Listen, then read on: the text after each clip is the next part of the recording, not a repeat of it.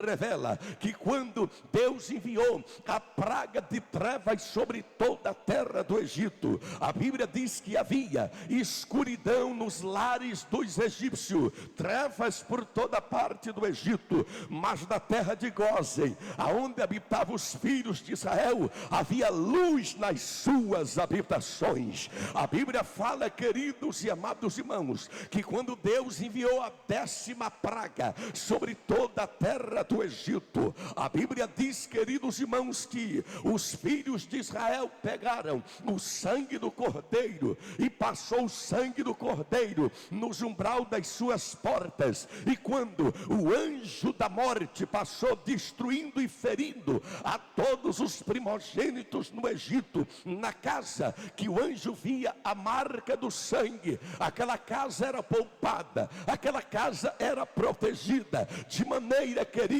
e amados irmãos, que nem Faraó, por ser grande e por ser o rei, foi poupado. O seu filho primogênito amanheceu morto, mas os primogênitos de Israel foram livres da morte, porque Deus faz a diferença entre o justo e o ímpio, entre o que serve a Deus e o que não serve, de maneira, meu querido e amado irmão, saiba de uma coisa: o maligno não te toca, porque você está brindado por Deus, você tem a proteção do Senhor. Quantos acreditam nisso? Levante a sua mão e glorifique o nome do Senhor. A Bíblia fala em Levítico, no capítulo 10 e no versículo 10, o próprio Deus disse: e fareis a diferença entre o santo e o profano, entre o limpo e o imundo. Deus estabeleceu esta diferença. Aliás, queridos e amados irmãos, o próprio Paulo declara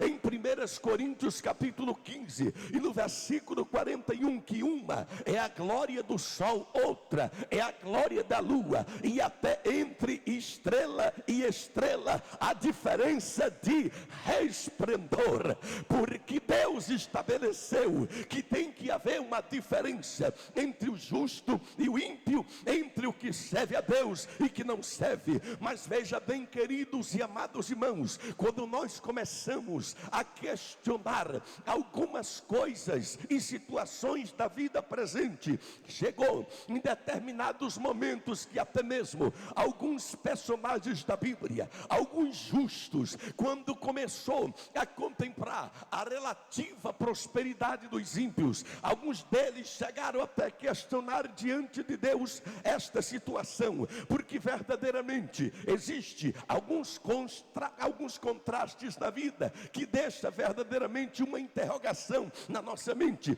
Isso preocupou muito Asaf, porque a Bíblia diz, queridos irmãos, que a prosperidade dos ímpios começou a fazer um questionamento na vida de Asaf, e Asaf, queridos irmãos, começou a questionar com Deus, porque os ímpios prosperam. Mas de repente, queridos irmãos, a Bíblia diz que ele foi até o santuário de Deus, e quando chegou lá, Deus revelou para ele a nítida diferença. Porque, queridos e amados irmãos, os ímpios são derrubados e perecem eternamente, mas os justos reverdecerão como a folhagem. Aleluia! De maneira, queridos irmãos, que quando ele percebeu esta grande diferença, então ele glorificou o nome do Senhor, porque a prosperidade do ímpio é relativa e passageira, mas a prosperidade do crente é verdadeira e duradoura, porque o crente tem, queridos e amados irmãos, a verdadeira esperança no Deus Todo-Poderoso. Isso também, queridos irmãos, provocou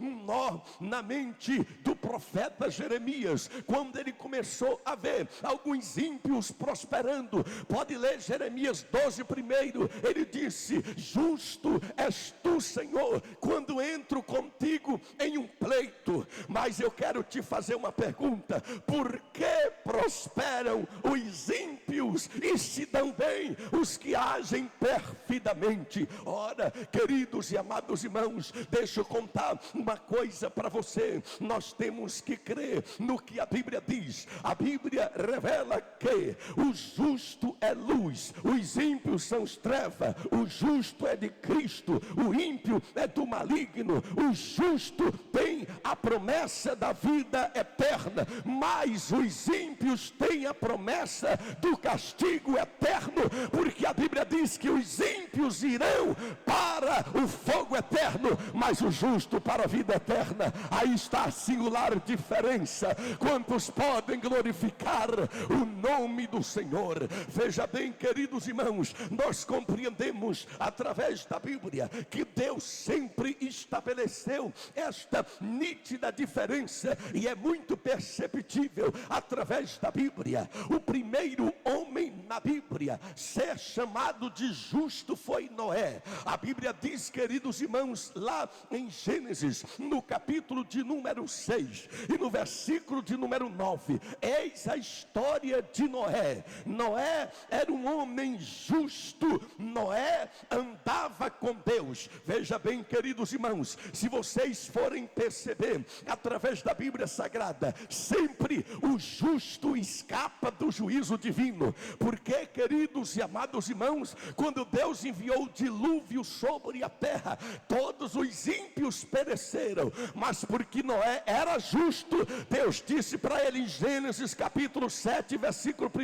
1: Noé, eu tenho visto que tu tens sido justo no meio desta geração. Entra na arca, tu e a tua família, porque eu vou destruir todos os ímpios na terra, mas você e a sua família será salva. Aí está a diferença. Quantos podem glorificar o nome do Senhor? Aleluia. Mas veja bem, queridos e amados irmãos, quando nós começamos a observar alguns textos na Bíblia, também começamos a questionar, porque a própria Bíblia diz, queridos e amados irmãos, lá em Eclesiastes, no capítulo 3 e no versículo de número, no capítulo 7, versículo 20 de Eclesiastes, está escrito: pois não há um justo sequer, nenhum vivente que não peque. Aí você vai para Romanos capítulo 3, versículo 10, novamente é repetido: mas não há um justo sequer. Mas pastor Erivaldo, se a Bíblia diz que não há um justo sequer,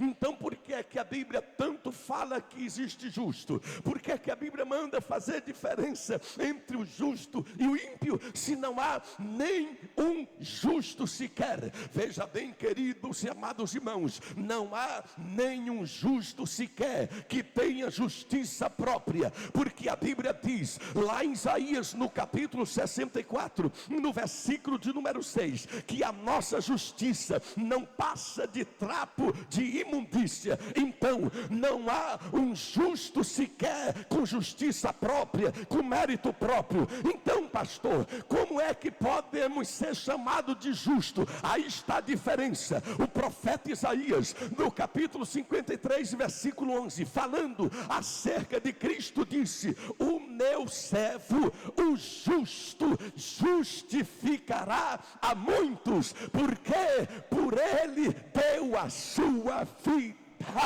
Aleluia. Então, pastor, como é que nós podemos ser chamados de justo? Lá em Romanos capítulo 5 e no versículo 19 está escrito: assim como por um só homem, Adão, todos os homens se tornaram desobedientes, mas assim como a obediência de um só homem, a saber, Jesus Cristo, todos se tornarão justos. Então, como é que nós somos justos? Por mérito da justiça de Cristo. É porque Cristo satisfez a justiça divina. E quando Deus olha para você e para mim, Ele não vê os nossos pecados, Ele vê a justiça de Cristo. Aí Ele chega para você e diz: eu te declaro justificado.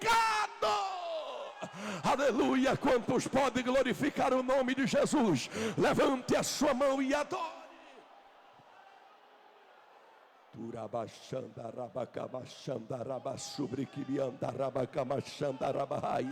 Não adianta Satanás se levantar contra você esta noite. Não adianta Satanás te acusar esta noite, porque Deus Deus manda dizer: você já foi justificado pela fé em Cristo. Só os justificados aqui, levante a sua mão e glorifique o nome do Senhor. Então, queridos irmãos, partindo deste princípio que nós fomos justificados pelo Senhor, então nós fomos declarados justos pelo próprio Deus. Não é que alguém saiu aí abrindo a boca e dizendo: eu sou justo. Não foi o pastor Erivaldo que disse isso, e nem muito menos você tem condições de dizer isso. Sabe quem é que disse isso? Foi o próprio Deus que declarou você justo. Aleluia. Bata a mão no ombro do seu irmão e diga para ele: Deus te declarou justo, e o diabo não tem nada com isso. Pode profetizar isso. Foi o próprio Deus que te declarou justo, e ninguém tem nada com isso.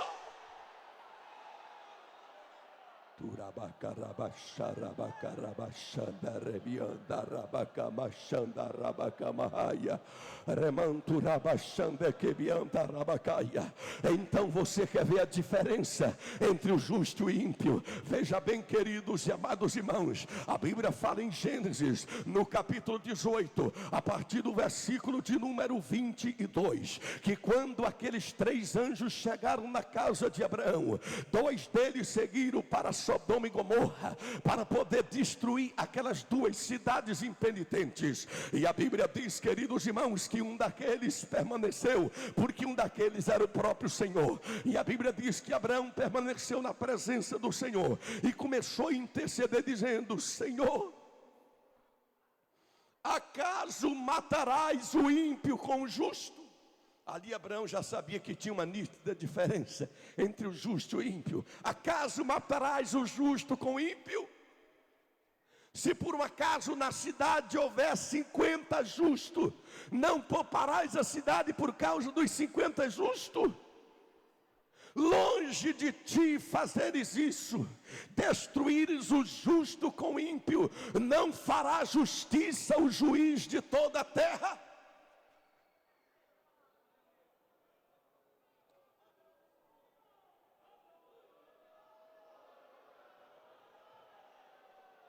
De repente o próprio Deus respondeu: Abraão, se houver 50 justos na cidade, eu pouparei a cidade por amor dos 50 justos. Senhor, deixa eu falar mais uma vez: e se faltar 5?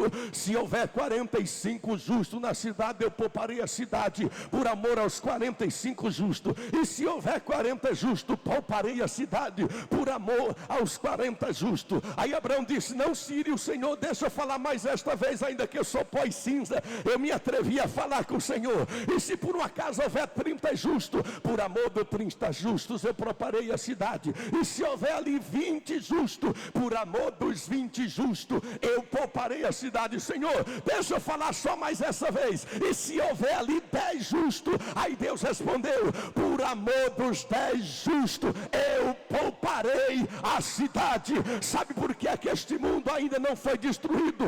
É porque ainda tem muitos justos nesta terra. A igreja do Senhor ainda está nesta terra. Sabe por que é que Deus ainda tem prazer neste mundo? É porque o maior prazer de Deus é a sua igreja na terra. Quantos podem glorificar o nome do Senhor? Levante a sua mão e adore.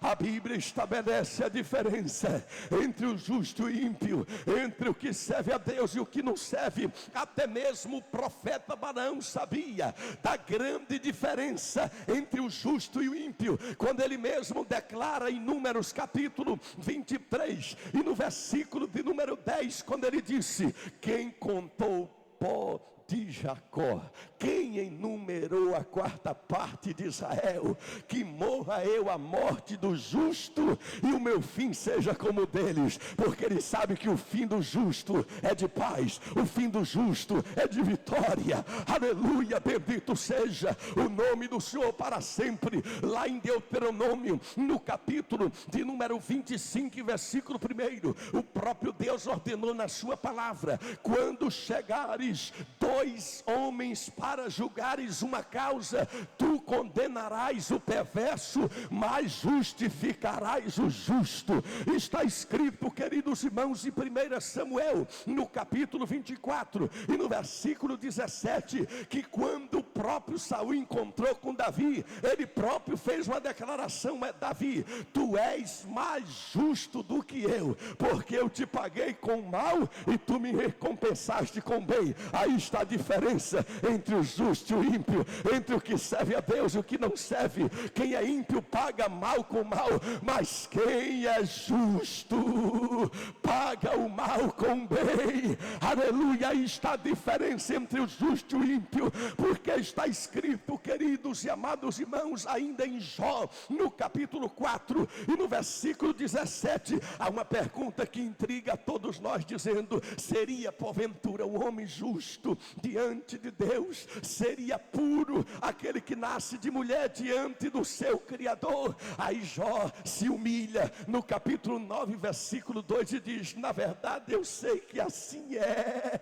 Como pode um homem ser justo diante de Deus? Aí em Jó 9,15 ele continua se humilhando, dizendo: ainda que eu fosse justo, eu não me atreveria a responder nada.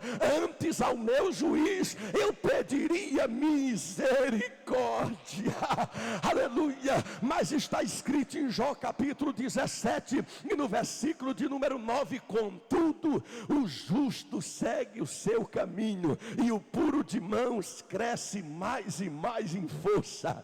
Está escrito, queridos irmãos, em Jó no capítulo 36 e versículo 7, que o Senhor não tira os olhos do justo. Está escrito em Gálatas capítulo 3 e versículo 11, que a lei não justifica ninguém, porque escrito está: o meu justo viverá da fé. Está escrito em Filipenses capítulo 4 e versículo 8, que tudo que é amável, de boa fama, respeitável, e tudo que é justo, seja isso que ocupe o vosso pensamento. Está escrito, queridos e amados irmãos, lá em Hebreus, no capítulo 10 e no versículo 38, o meu justo viverá da fé, e se ele recuar, a minha alma não tem nele prazer. Em Tiago capítulo 5, versículo 16, está escrito que a oração de um justo pode muito em seus efeitos.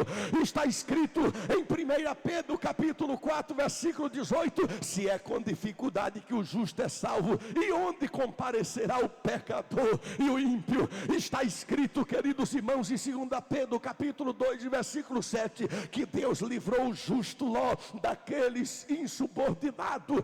Está escrito em Apocalipse, no capítulo de número 22 e no versículo 11, quem é santo, santifique-se ainda. Quem é injusto, faça injustiça ainda. Mas quem é justo, faça justiça ainda.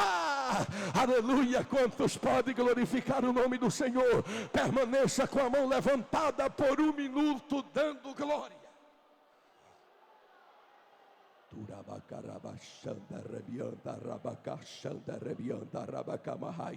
Eu quero ver toda a igreja com as mãos levantadas por 60 segundos.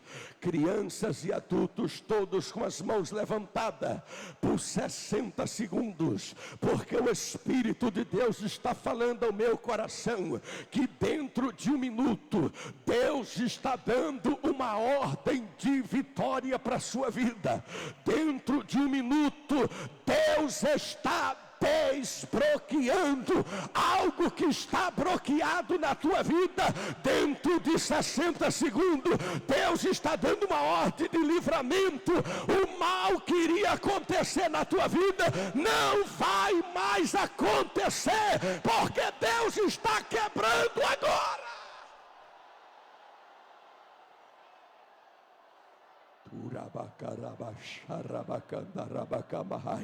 Crentes batizados com o Espírito Santo, abre a boca e fale em línguas agora. Abre a boca e recebe o renovo de Deus aí agora. Deus está abrindo a torneira de azeite agora. Eu já estou vendo a torneira de azeite aberta. Vaso que está tampado, tira a tampa do vaso e deixa o azeite jorrar.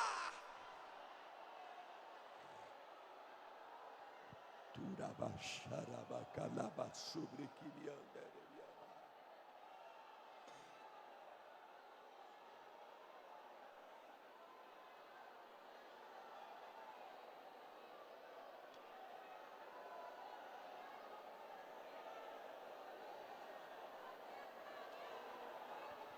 Urabacalaba Xarabaha sobre Kiriamahai. Uramahas Tariama Kama sobre Kiriama Kamahai.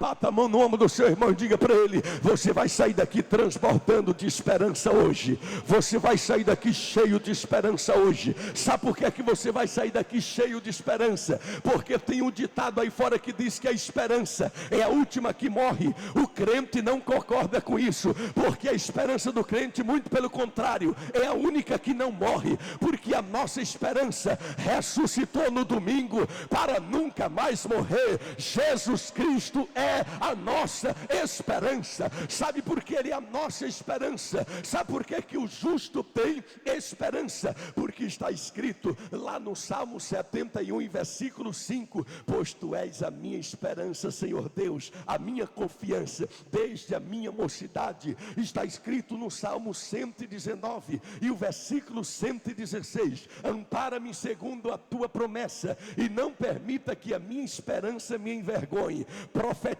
por teu irmão dizendo: Deus não vai te deixar envergonhado.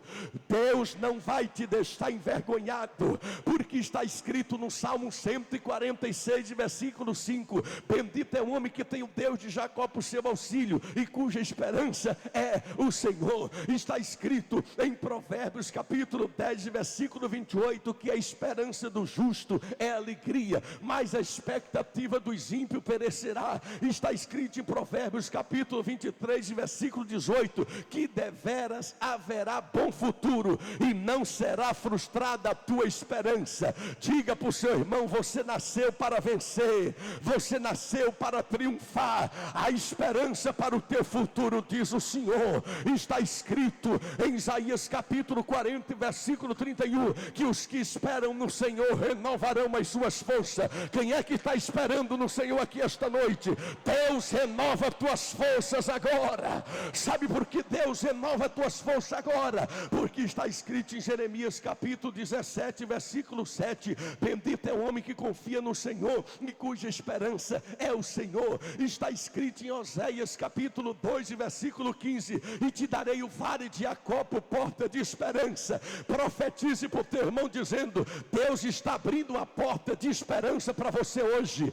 Deus está abrindo uma porta de esperança para você hoje. Talvez você esteja dizendo: pastor Erivaldo, é que o Senhor não sabe da minha luta, da minha tribulação. Não tem problema, porque Paulo fala em Romanos capítulo 5, versículo 3, que a tribulação produz paciência, a paciência produz experiência, a experiência produz esperança, e a esperança não confunde, porque o amor de Deus é derramado em nossos corações pelo Espírito que nos foi outorgado. Paulo fala em Romanos capítulo 8 e versículo 24 que nós somos salvos em esperança. Paulo fala em Romanos capítulo 12 e versículo 12: alegrai-vos na esperança. Paulo fala em 1 Coríntios capítulo 13 e versículo 13 que agora permanece esses três: a fé, a esperança e o amor. Paulo fala em 2 Coríntios capítulo 3 e versículo 12: tendo pois tal esperança, usamos de muita ousadia no falar. Paulo fala em Gálatas capítulo 5 e versículo 5 que nós pelo Espírito aguardamos a esperança da justiça que provém da fé. Paulo fala em Efésios capítulo 4 e versículo 4 que nós fomos chamados na esperança de uma só vocação. Paulo fala em Colossenses Colossenses capítulo 1 e versículo 27, que Cristo em vós é a esperança da glória. Está escrito em 1 Tessalonicenses capítulo 5 e versículo 8: nós, porém, que somos do dia, devemos nos revestir da couraça da fé e do amor, e tomar por capacete a esperança da salvação. Está escrito em 2 Tessalonicenses capítulo 2 e versículo 16, que foi Deus, o nosso Pai, e o Senhor Jesus Cristo, que nos deu eterna consolação e boa esperança, conforme a graça. Está escrito em 1 Timóteo capítulo 4 e versículo 10, que nós temos posto a nossa esperança no Deus vivo, Salvador de todos os homens, especialmente dos fiéis. Está escrito em Tito capítulo 2 e versículo 13, que devemos aguardar a bem-aventurada esperança e o aparecimento da glória do grande Deus e Salvador Jesus Cristo, que assim mesmo se deu por nós, para purificar para si um povo seu, especial e zeloso de boas obras. Está escrito em Hebreus capítulo 6 e versículo 17 e 18, que a nossa esperança é como ancorada alma segura e firme, que penetra até o interior do véu, onde Jesus Cristo, nosso precursor, entrou uma vez por toda. Está escrito em 1 Pedro capítulo 1 e versículo 3: bendito seja o Deus e Pai de nosso Senhor e Salvador Jesus Cristo, que nos regenerou para uma viva esperança mediante a ressurreição de Jesus Cristo dentre os mortos. Está escrito em 1 Pedro capítulo 3 e versículo 15: antes santificai a Cristo em vosso coração, para que estejais preparado para responder a todo aquele que pedir razão da esperança que há em vós. Está escrito em 1 João capítulo 3 e versículo 3, que todos que nele tem esta esperança a si mesmo se purifica como ele é puro. Aleluia! Quantos podem glorificar o nome do Senhor? Só quem quer sair daqui cheio de esperança, com a permissão do pastor José Pedro, coloque-se de pé dando glória, coloque-se de pé dando glória. Só quem quer sair daqui cheio de esperança, só